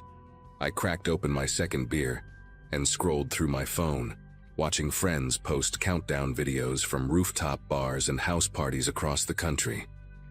The loneliness crept in the way it always does on holidays, that quiet awareness that everyone seems to have somewhere to be, except you. By 11:50, the noise outside had grown into something almost physical. Car horns, shouting, fireworks crackling like a war zone in every direction. I walked to my window and pressed my forehead against the cold glass, watching clusters of people gather on the sidewalk below, their breath visible in the freezing air. Someone had set up a small speaker on the corner, and I could hear the tinny echo of a countdown broadcast mixing with the chaos. That was when I decided, almost on impulse, that I should go outside and watch the fireworks from the street. My building had a clear view of the city skyline where the official display would launch at midnight, and suddenly sitting alone in my apartment felt unbearable. I grabbed my jacket, a heavy canvas coat I had owned since my sophomore year of college, and shoved my keys and phone into the pockets. The hallway smelled like weed and champagne, leaking from at least 2 different apartments as I made my way down the stairs. On the second-floor landing, I passed my neighbor Ginny, a retired postal worker who spent most evenings yelling at game shows through her thin walls. She was standing in her doorway with a glass of something sparkling, and she raised it toward me with a crooked smile. "Happy New Year, sweetheart," she called out, her voice already slurred around the edges. I waved back and kept moving, feeling the anticipation building in my stomach as I got closer to the front entrance. The lobby was empty, except for a torn streamer someone had taped to the mailboxes, its silver fringe catching the flickering fluorescent light. When I pushed through the heavy glass door and stepped onto the sidewalk, the cold hit me like a slap across the face, that sharp December chill that cuts right through whatever you are wearing. But the energy outside was electric, intoxicating in a way that made me forget the temperature almost immediately. The street had transformed into something between a block party and a disaster zone. People spilled off the sidewalks and into the road, cars long since abandoned to the chaos of the night. I recognized a few faces from the building, people I had nodded to in the laundry room or passed on the stairs without ever learning their names. A group of teenagers huddled around a shopping cart filled with bottle rockets, their laughter high and sharp above the noise. Someone was setting off Roman candles from a rooftop 2 buildings down, the colored sparks arcing across the black sky like slow-motion shooting stars.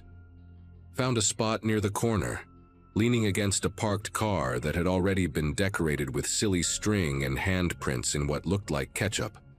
From here, I could see straight down the avenue toward downtown, where the first hints of the official fireworks display were beginning to glow on the horizon. My phone buzzed with a text from my sister in California, 3 hours behind, wishing me a happy birthday with a string of emojis I did not bother to decode. I typed back a quick thanks and shoved the phone away, wanting to be present for once, wanting to feel like I was part of something larger than my own small life. The countdown started somewhere behind me, a chorus of voices picking up the numbers as they dropped from 60. I joined in around 30, my breath fogging in front of my face with each shouted number. The people around me were strangers, but in that moment we were all connected by this arbitrary line in the calendar, this shared agreement that something was ending and something new was about to begin. When we hit 0, the world erupted. Fireworks exploded across the skyline in cascading bursts of gold and red and blue, their booms arriving a half-second after the light like distant thunder. Car horns blared in a deafening symphony. People screamed and hugged and kissed whoever happened to be standing closest to them. I stood there grinning like an idiot, my cheeks aching from the cold and from smiling, feeling for once like I had made the right choice by coming outside. That was when I heard the first sharp crack from somewhere to my left, distinct from the fireworks, more metallic and immediate. I turned my head instinctively but saw nothing unusual, just more people celebrating, more sparklers being waved in drunken figure eights against the darkness. The second crack came maybe 10 seconds later, followed by a third and fourth in quick succession. They sounded like they were coming from a few blocks over, maybe from one of the taller buildings on Ashford Avenue. I remember thinking it must be someone with firecrackers, the big ones that sound like small explosions when they go off. A guy standing near me, heavy-set with a beard that reached halfway down his chest, caught my eye and shrugged with a knowing grin. "Someone is really going all out tonight," he said, lifting a can of beer in a mock toast toward the sound. I laughed and nodded, though something in the back of my mind registered that the noise was different, sharper somehow, more deliberate than the random chaos of fireworks. But I pushed the thought away because it was New Year's, and I was tired of being the person who worried about everything. The official fireworks were still going strong, painting the sky in colors that reflected off the windows of every building on the block. I tilted my head back and watched, letting the spectacle wash over me, feeling the vibrations of each explosion in my ribcage like a second heartbeat. The fireworks display lasted about 15 minutes, and when the finale faded into smoke and distant cheers, the crowd on my street began to thin. Some people drifted back toward their buildings. Others migrated down the block toward a bar that had propped its doors open and was blasting music into the night. I checked my phone and saw it was 12:19. The cold was starting to seep through my jacket now that the initial excitement had worn off, and I was thinking about heading back upstairs when I heard another series of those sharp cracks, closer this time, maybe just a block or two away. I counted 5 of them in a row, evenly spaced, and then silence. A woman walking past me with a toddler asleep on her shoulder glanced in the direction of the sound, her face flickering with something that might have been concern before she kept moving. I stayed where I was, suddenly uncertain, my feet rooted to the pavement as if waiting for permission to leave. The bearded guy from earlier had wandered off, and the teenagers with the shopping cart had disappeared around a corner. The street felt emptier now, the celebration winding down into scattered pockets of noise and laughter.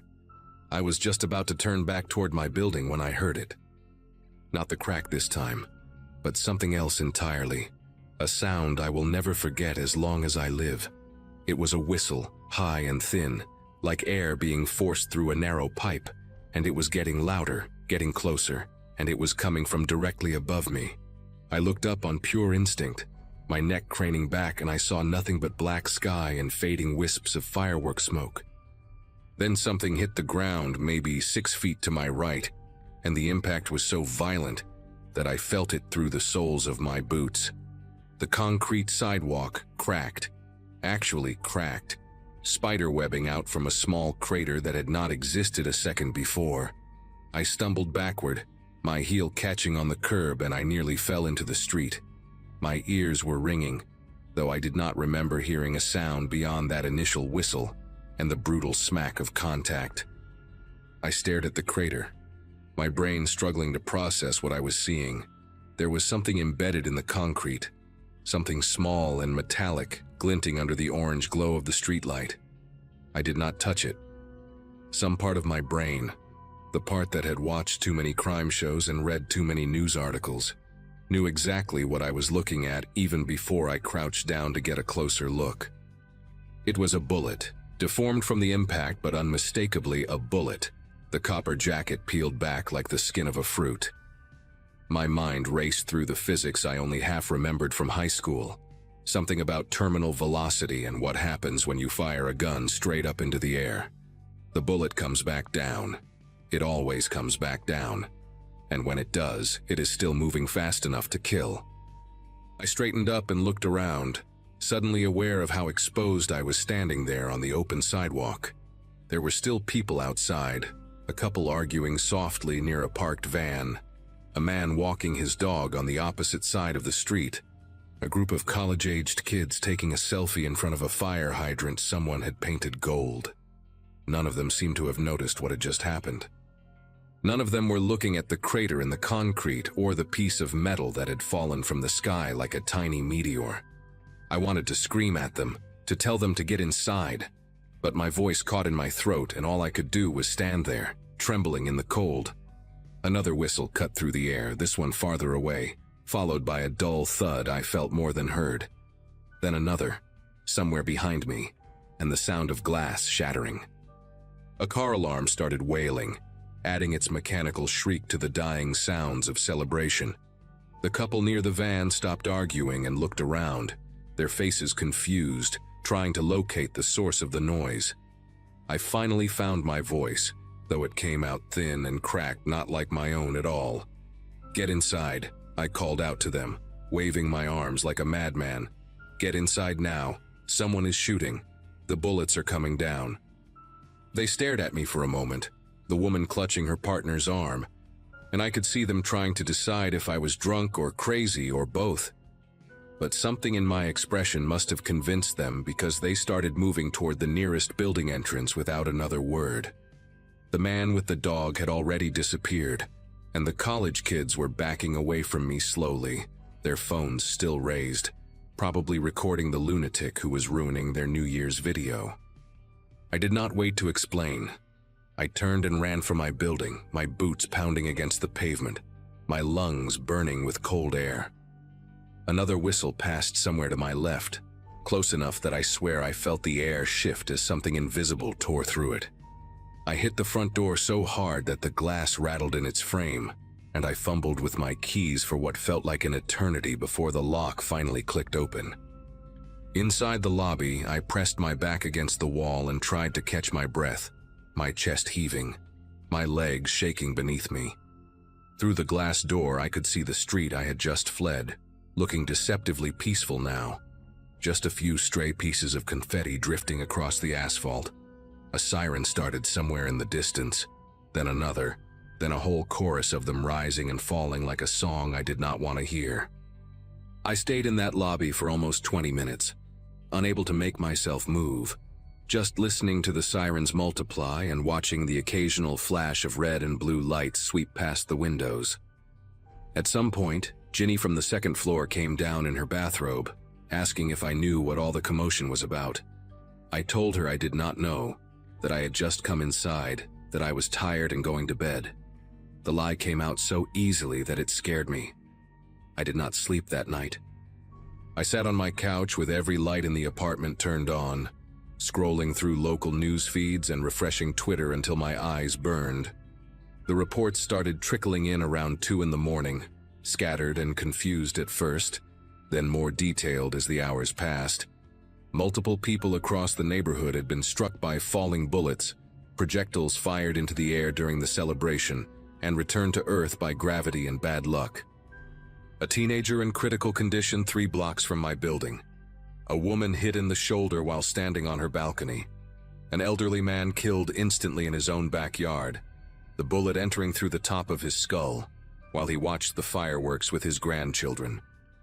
The police were asking for witnesses, warning residents to stay indoors, confirming that this was not an isolated incident, but a pattern repeated across the city every year by people too stupid or too reckless to understand that what goes up must come down. I thought about the crater in the sidewalk 6 feet from where I had been standing, and I did the math in my head over and over until the numbers stopped meaning anything. 6 feet, the length of a tall man lying down. The distance between my birthday and my funeral. I finally fell asleep around dawn with the television still murmuring in the background, and when I woke up in the afternoon, my first thought was that I needed to go outside and see if the crater was still there, if any of it had been real. It was real. The crater was smaller than I remembered, maybe 4 inches across, but the cracks radiating out from it were unmistakable against the gray concrete. The bullet was gone, probably collected by police or picked up by some curious passerby who did not understand what they were holding.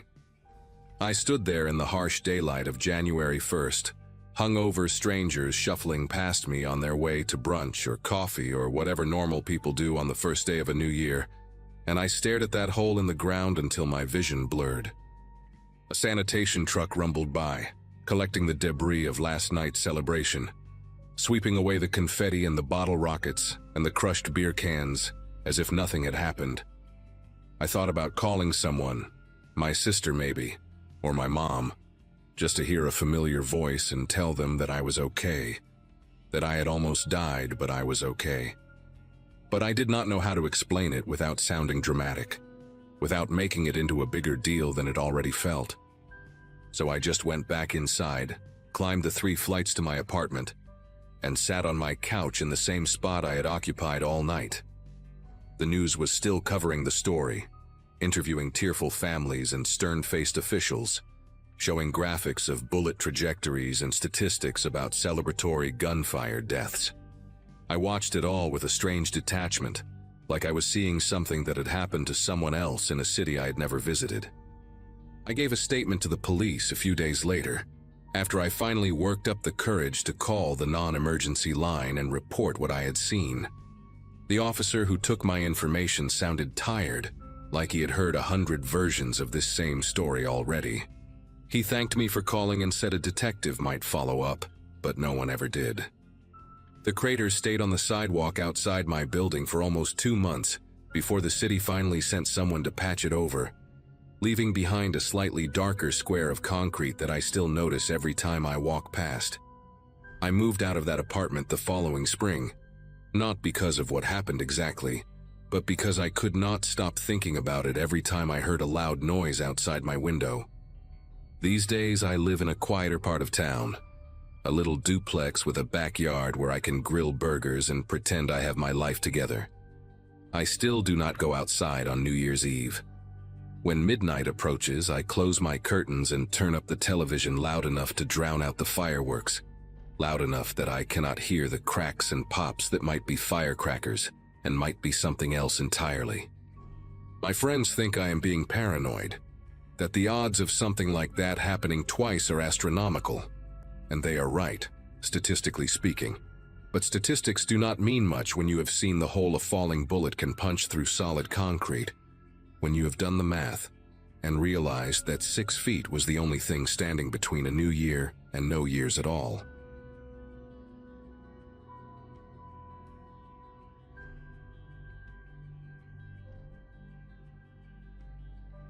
Working overnight security had become my normal rhythm by that point, especially during holidays when no one else wanted the shift. That New Year's Eve found me alone in a glass and concrete office building that usually buzzed with people during the day and felt hollow after dark. I was in my early 30s, recently divorced, picking up extra overnight hours because the silence felt easier than going home to an empty apartment. The job itself was simple: monitor cameras, do timed patrols, log anything unusual, and keep the place secure until morning. Outside, the city was already alive with celebration, distant pops of fireworks leaking through the sealed windows like muted thunder. Inside, the building smelled faintly of cleaning solution and stale coffee, the kind that had been sitting on a warmer for hours. I remember thinking that if any night would be quiet, it would be this one. Everyone had somewhere better to be. The building should have been a concrete shell, nothing more. The security desk sat on the ground floor, facing a wall of monitors that showed every hallway, stairwell, and entrance. I had already done my first patrol earlier in the evening, checking each floor, tugging on locked doors, and signing off on empty rooms. Everything was exactly how it should have been. Around midnight, fireworks grew louder, their flashes reflecting briefly on the tinted windows like distant lightning. I poured myself another cup of bad coffee and joked under my breath about ringing in the new year with flickering fluorescent lights. That was when the first motion alert chimed. It came from the 5th floor, a department that had been shut down months earlier, furniture removed, lights left off. I stared at the screen, expecting the alert to clear on its own. It didn't. I switched the camera feed to full screen and leaned closer, scanning for anything obvious. The hallway looked empty, the emergency lights casting long shadows across bare carpet. A few seconds later, the feed glitched, breaking into digital blocks before cutting to black. That alone wasn't unheard of. The system was old and temperamental. What bothered me was how long it stayed dark. When the image finally returned, my chest tightened for a reason I couldn't immediately name. One of the fire doors at the end of the hall stood open. I knew for a fact it had been shut earlier, heavy and spring-loaded, the kind that slammed closed if you let go. I checked the access logs right away, expecting to see a maintenance badge or a delayed sensor error. There was nothing. No entries, no forced access, no explanation that made sense. Another alert chimed, then another, all from the same floor, all within seconds of each other. I radioed into central dispatch, but holiday staffing meant long hold times and distracted voices. Outside, fireworks erupted in rapid bursts, cheering carried faintly through the walls, completely at odds with the growing tension inside the building. Every instinct told me not to leave the desk, yet policy was clear.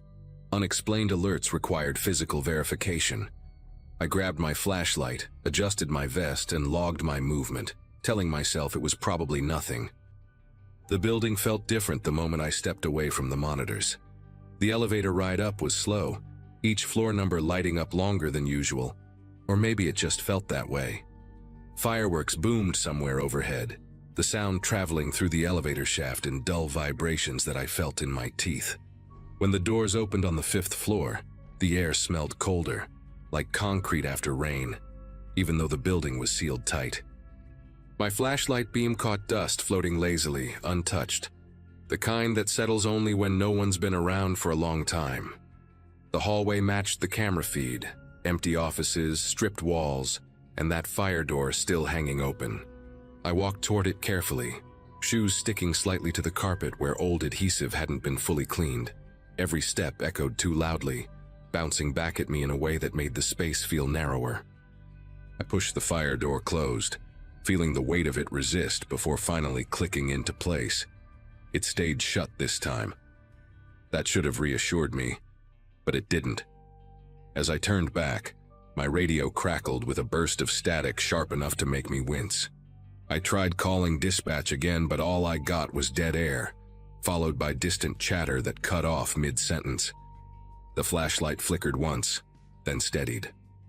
That's when I noticed the sound. Soft, irregular, like shoes brushing against carpet somewhere out of sight. It wasn't loud enough to pinpoint, just present enough to register. I stood still, holding my breath, listening past the fireworks and the hum of the building. The sound stopped the moment I focused on it. Another motion alert buzzed in my pocket, this one from the 7th floor. I felt a spike of irritation cut through the unease. Whatever was happening wasn't staying in one place. The stairwell was closer than the elevator, so I took it, the metal door groaning softly as I pulled it open.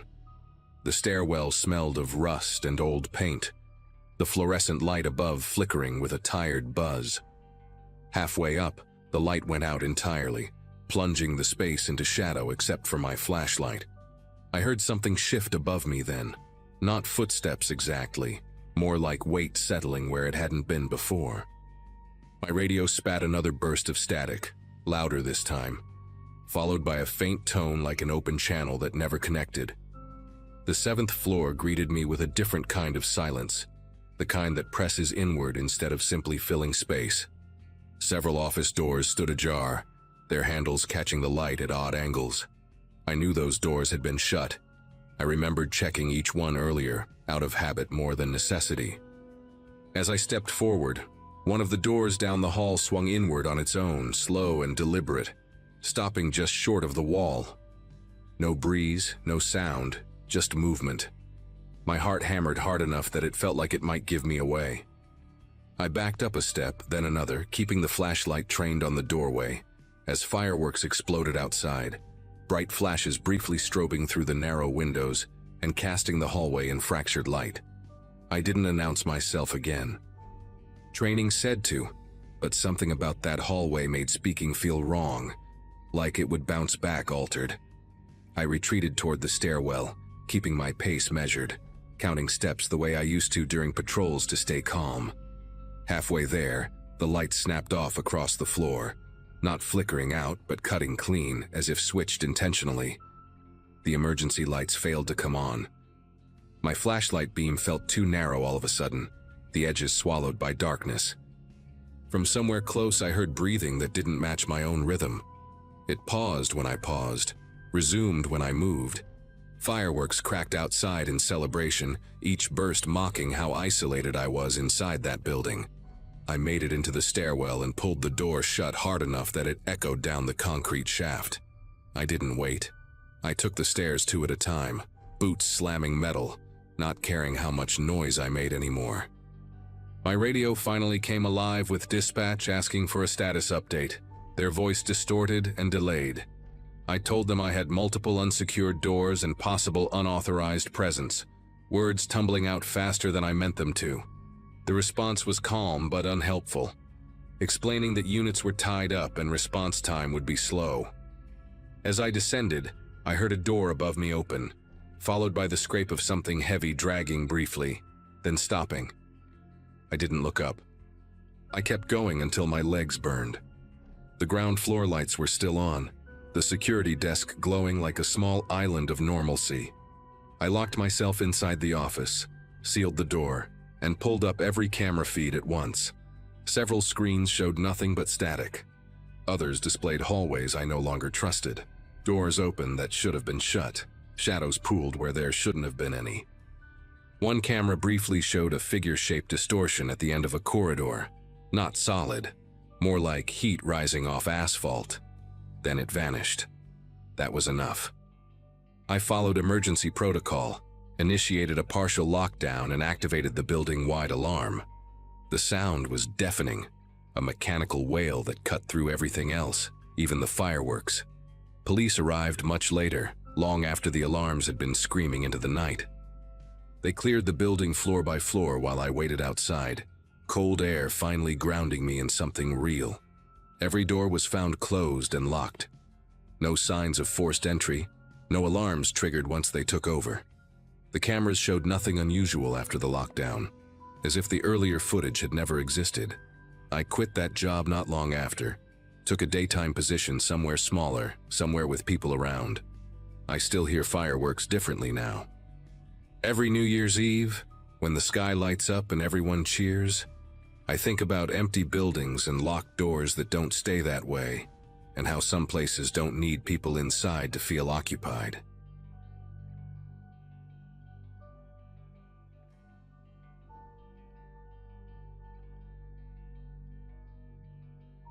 Just before midnight on New Year's Eve, the house felt louder than usual. Not because of people inside, but because of everything happening outside. Fireworks kept popping in uneven bursts, shaking the windows and washing the rooms in quick flashes of color. I lived alone back then, renting a small place in a quiet residential area where neighbors usually knew each other by sight, not by name. That night I was staying in, pacing between the kitchen and the living room, half watching the clock and half distracted by the noise outside. Calls and messages from friends kept coming in, but I wasn't really in the mood to celebrate. There was a strange tension in the air, the kind that makes you restless without a clear reason. Every explosion outside felt closer than it should have. By the time the clock crept toward midnight, my phone was already in my hand.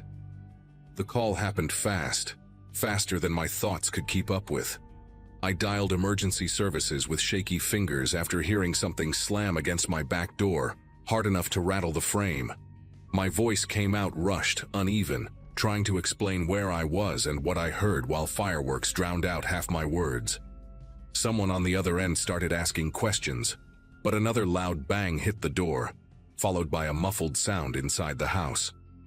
Panic took over, and I moved away from the door without even realizing it.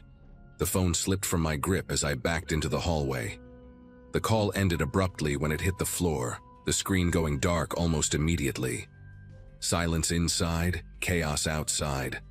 Time stretched in a way that still feels unreal when I think about it. I stayed crouched near the hallway wall, listening to every sound my house made, trying to separate normal creaks from something worse. Fireworks kept exploding, cheering voices echoed from down the street, and nobody noticed anything wrong. At some point, I heard footsteps moving through the back of the house, slow and deliberate. Cabinets opened. Something metallic scraped against the counter, then stopped. I kept my breath shallow, terrified that even the smallest noise would give me away. The smell of burned gunpowder from outside drifted in through a cracked window, mixing with the scent of spilled cleaning supplies. Every second felt borrowed. Red and blue lights eventually flashed through the front windows, barely noticeable against the fireworks still lighting up the sky. Officers knocked and announced themselves, their voices calm but firm as they entered the house. They found the back door damaged, furniture knocked over, and signs that someone had been searching for something in a hurry. One of them asked if I had made the call, and all I could do was nod, my throat too tight to speak properly. Neighbors gathered outside, confused, some still holding drinks and party hats. Many said they heard nothing unusual because the fireworks masked everything. By the time things settled, midnight had already passed, and the new year had started in the worst way I could imagine.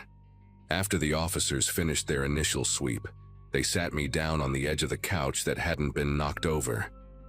One of them introduced himself as Daniel, his voice steady in a way that made the room feel less unstable. He asked me to walk him through everything again, slowly this time, from the first noise to the moment the call dropped. As I talked, I noticed small details I hadn't seen before.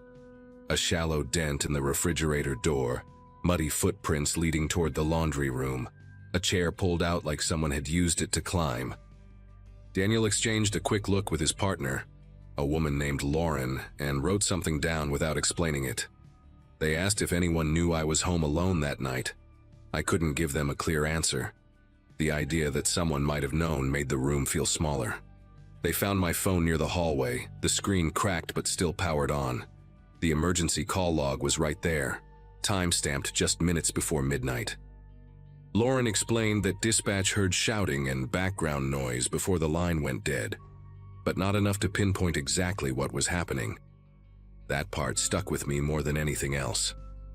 I had tried to say so much in such a short moment, and none of it landed. The officers photographed everything, even the smallest scratch, while fireworks continued outside like nothing had changed. From the front window, I could see neighbors hugging and laughing in their driveways. The contrast was surreal, like two different realities colliding on the same street. Inside my house, it felt like time had stalled. Once the police finished, they asked if I had somewhere safe to go for the night. I called a coworker named Allison, someone I trusted enough to answer at that hour. She arrived still wearing a glittery jacket, clearly pulled from a party, her face changing the second she stepped inside. Sitting in her car afterward, My hands finally started to ache from how tightly I'd been clenching them. I replayed the sounds in my head over and over, trying to make sense of what the person had been doing inside my house. Nothing obvious was missing, which somehow made it worse. It suggested the intrusion wasn't random. That thought followed me all the way to Allison's apartment, where the fireworks finally faded into distant echoes. Sleep didn't really happen that night. Every time I closed my eyes, I pictured the back door bending inward again. Early in the morning, Daniel called to say they hadn't found anyone matching the limited description they had. No clear fingerprints either, just smudges and partial prints ruined by moisture from outside. He told me to stay alert and report anything unusual. The words sounded routine, but his tone wasn't casual. When I returned home later that day, the house felt unfamiliar, like it belonged to someone else. I cleaned up the mess slowly, stopping every few minutes to listen. The celebration debris outside was already being swept away, and people waved like nothing had happened. Inside, though, I knew that noise had hidden something real, and that realization changed how I heard the world after that night. Over the next few days, I tried to convince myself it was a one-time thing, some drunk mistake amplified by bad timing. That logic never fully settled. Small changes around the house kept catching my attention. A window latch that didn't sit the same way, a hallway light that flickered even after I replaced the bulb, the back gate left unlatched when I was certain I'd locked it. I went over my routine in my head, questioning my own memory more than once. Daniel checked in again and said there were no similar reports nearby, which should have been comforting. Instead, it made the whole situation feel isolated, like whatever happened was meant only for me.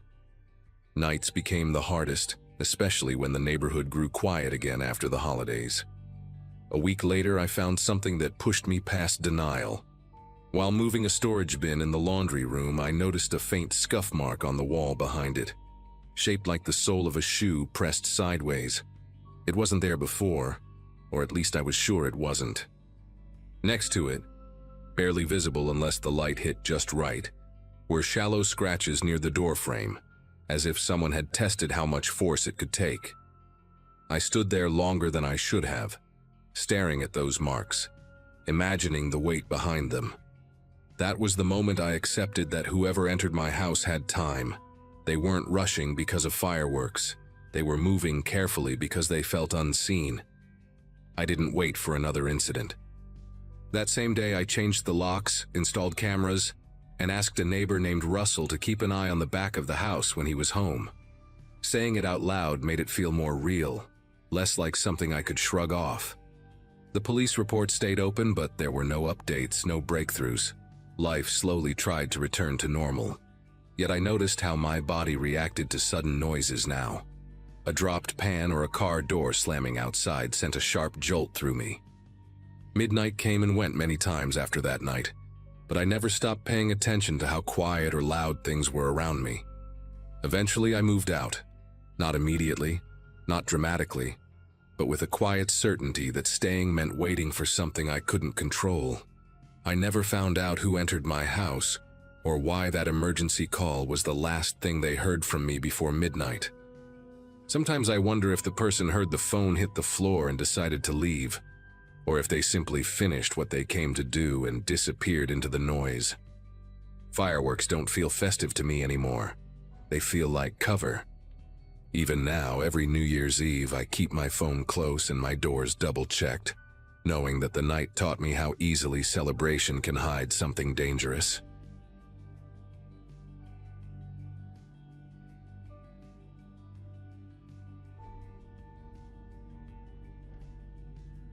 That night still sits heavy in my head, even now, because everything about it started so ordinary. New Year's had just rolled over, and life felt stuck in that strange in-between phase where nothing was great but nothing was falling apart either. I'd been crashing on a friend's couch for a few weeks, juggling freelance shifts and trying to pretend I wasn't stressed about money. The party itself was loud, cramped, and already past its peak when I decided to leave. Music thumped through thin walls, spilled drinks soaked the carpet, and everyone was glued to their phones replaying fireworks videos. I said my goodbyes, got a few half-hearted "text me when you get home" responses, and stepped outside alone. The cold air hit my face hard, sharp enough to make my eyes water. I remember thinking how quiet the street felt compared to the chaos inside. Waiting for a ride seemed harmless at first. The app kept pushing the arrival time back by a few minutes over and over, like it was teasing me. I stood near the front yard gate, scrolling aimlessly, watching leftover fireworks smoke drift low across the street. That's when I noticed a man leaning near a parked sedan down the block. He wasn't doing anything obvious, just standing there, hands in his jacket pockets, head tilted slightly as if listening to something only he could hear. I glanced away, telling myself it was nothing. Plenty of people wander around after midnight on New Year's. When I checked the app again, the arrival time jumped back once more. I shifted my weight, feeling irritation creep in. When I looked up again, the man was closer, now standing near the corner under a flickering streetlight. I tried to rationalize it. Maybe he lived nearby. Maybe he'd been at another party. I walked a few steps toward the corner, hoping to get better reception, pretending confidence I didn't feel. The streetlight hummed softly above me, casting uneven shadows across the sidewalk. Across the street, the man had crossed too, mirroring my movement without looking directly at me. That's when unease started to replace annoyance. His clothes stood out in a way I can't fully explain. Dark, plain, but too deliberate, like he'd chosen them to blend in anywhere. Fireworks popped faintly in the distance, a last echo of celebration fading fast. I pulled my jacket tighter and pretended to be busy on my phone, though my screen had gone dark. The silence grew thicker by the minute. One house over, a front door slammed, and a group of laughing people disappeared inside, leaving the street empty again. The man crossed back to my side of the road and stopped, no more than half a block away. He didn't check a phone, didn't smoke, didn't talk to anyone. He just stood there, facing in my direction, breathing slow and steady. The ride app buzzed with another delay, and a hot wave of frustration washed over me. I considered going back inside, but the party noise had dropped, and the porch light was off now. I took a step backward instead, heels scraping softly on concrete. The man took a step forward. No words, no rush. Just the distance between us shrinking as the last fireworks burned out overhead. My heart started pounding in a way that felt loud inside my ears, like it might give me away. I glanced down the street again, hoping to see headlights, any sign of movement that wasn't him. The road looked abandoned. Bits of shredded firework paper stuck to the pavement like confetti that had lost its purpose. I shifted closer to the fence, fingers brushing cold metal, trying to look casual while my thoughts raced. The man moved again, slow and measured, stopping just past the driveway across from me. I could finally see his face clearly under the streetlight. Narrow jaw, patchy beard, eyes fixed in my direction without blinking much. He didn't look drunk, didn't look lost. That made it worse. The air felt heavier with each second, like the night itself was leaning in to watch. I cleared my throat and said a quiet "hey," mostly to prove to myself I could still speak. My voice sounded thin, almost swallowed by the dark. He didn't answer. Instead, he angled his body slightly toward me, shoes scraping softly against the pavement as he closed the gap again. I checked the app one more time, hands clumsy as my fingers tapped the screen, only to see the ride had canceled entirely. A small notification popped up, bright and cruel. Panic crept in, sharp and electric, making my thoughts jump. I considered calling someone, anyone, but the idea of turning my back on him felt impossible. The street had gone completely still, no music, no voices, just the faint crackle of distant fireworks dying out. At that point, instinct took over.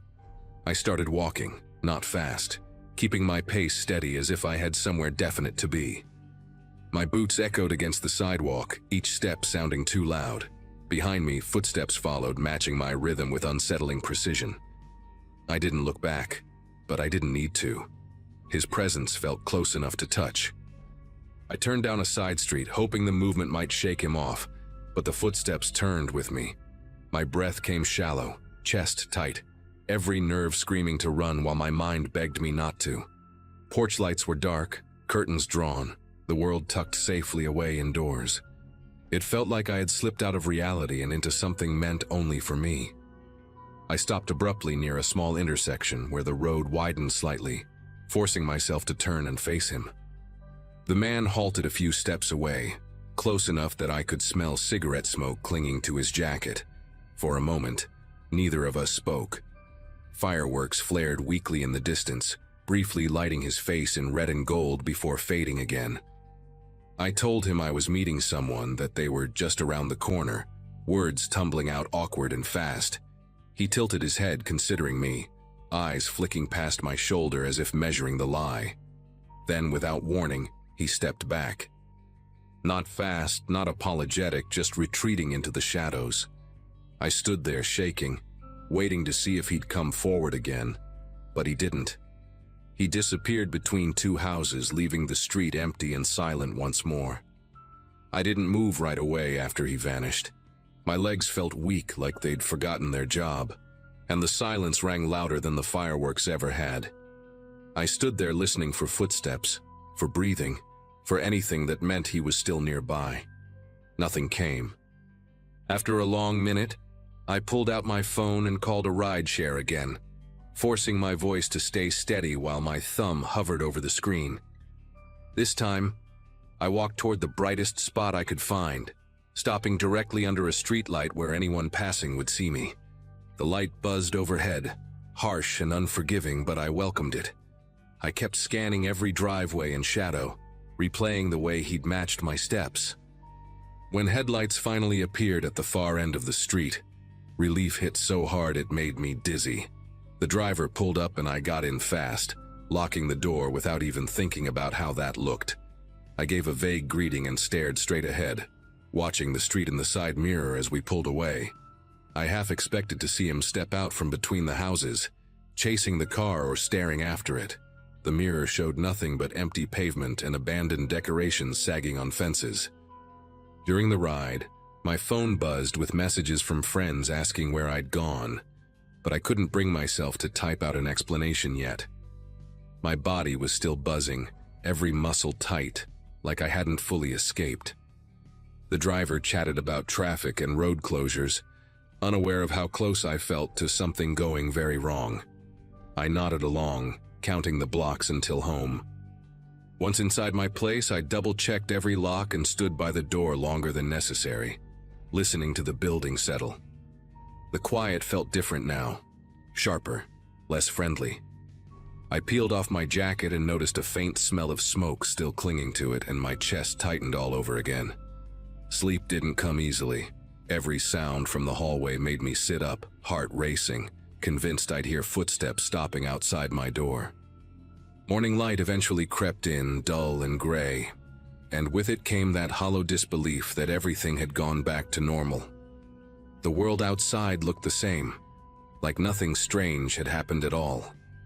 That disconnect bothered me more than the fear itself. In the days after, I replayed the night endlessly, trying to pinpoint the exact moment when coincidence turned into threat. I never saw that man again, and nothing else happened, at least not outwardly. Still, I changed how I moved through the world after that. I stopped waiting alone, even for short stretches, and trusted my instincts more than my need to be polite or calm. The celebration of a new year now carries a different weight for me, tied to empty streets and fading fireworks.